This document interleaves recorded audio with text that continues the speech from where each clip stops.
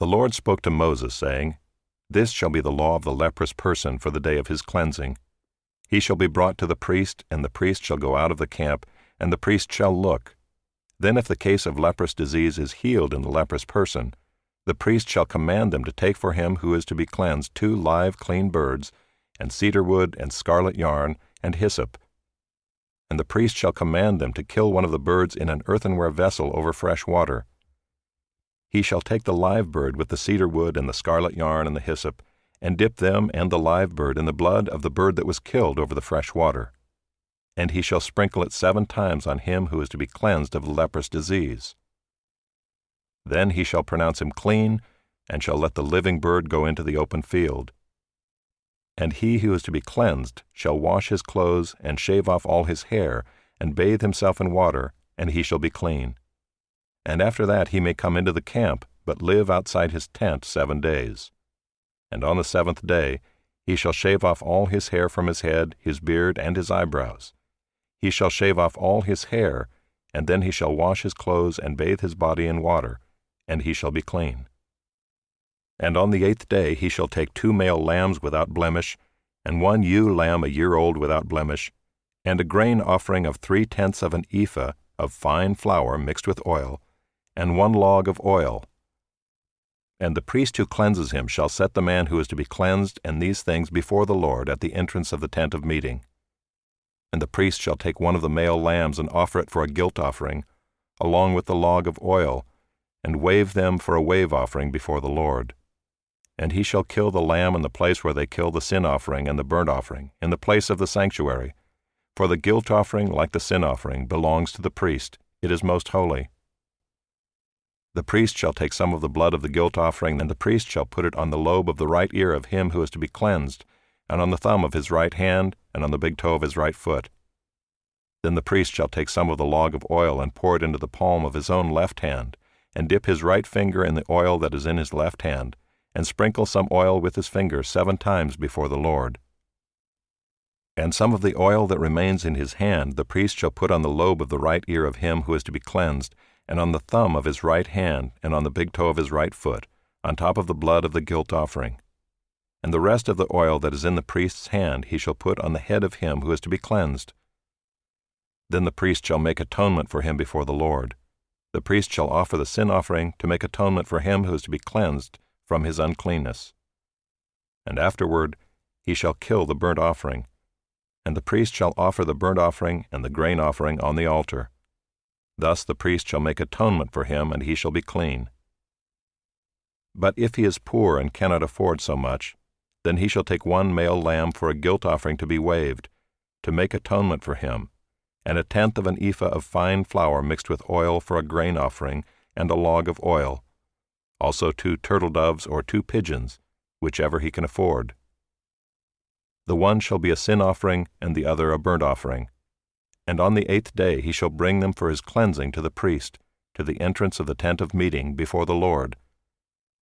And the priest shall take the lamb of the guilt offering and the log of oil, and the priest shall wave them for a wave offering before the Lord.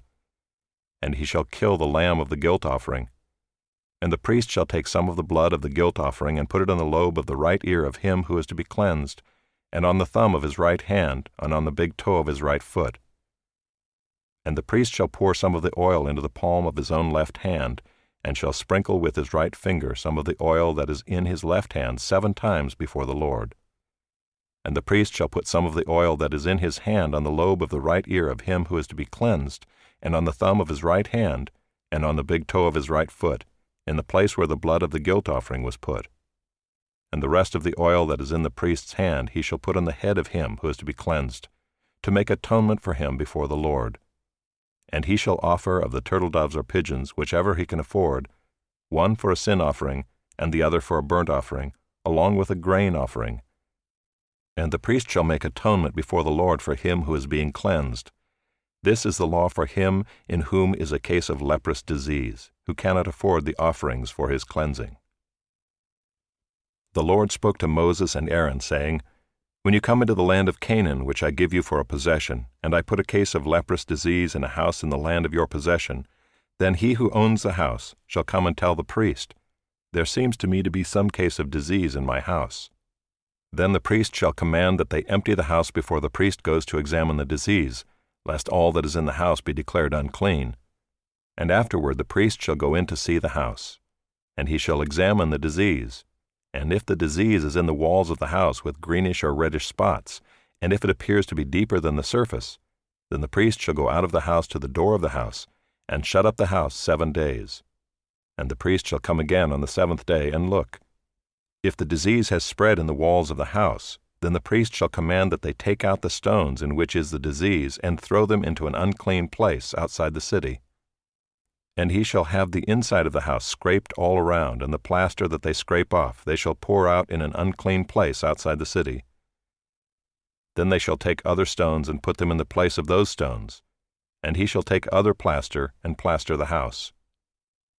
If the disease breaks out again in the house after he has taken out the stones and scraped the house and plastered it, then the priest shall go and look, and if the disease has spread in the house, it is a persistent leprous disease in the house, it is unclean.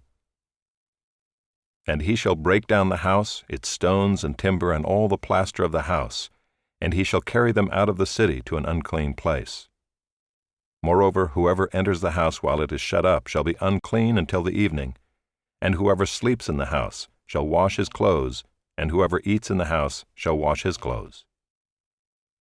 But if the priest comes and looks, and if the disease has not spread in the house after the house was plastered, then the priest shall pronounce the house clean, for the disease is healed. And for the cleansing of the house he shall take 2 small birds, with cedar wood and scarlet yarn and hyssop, and shall kill one of the birds in an earthenware vessel over fresh water, and shall take the cedar wood and the hyssop and the scarlet yarn, along with the live bird, and dip them in the blood of the bird that was killed, and in the fresh water, and sprinkle the house 7 times. Thus he shall cleanse the house with the blood of the bird, and with the fresh water, and with the live bird, and with the cedar wood, and hyssop, and scarlet yarn. And he shall let the live bird go out of the city into the open country. So he shall make atonement for the house, and it shall be clean. This is the law for any case of leprous disease, for an itch, for leprous disease in a garment or in a house, and for a swelling or an eruption or a spot, to show when it is unclean and when it is clean. This is the law for leprous disease.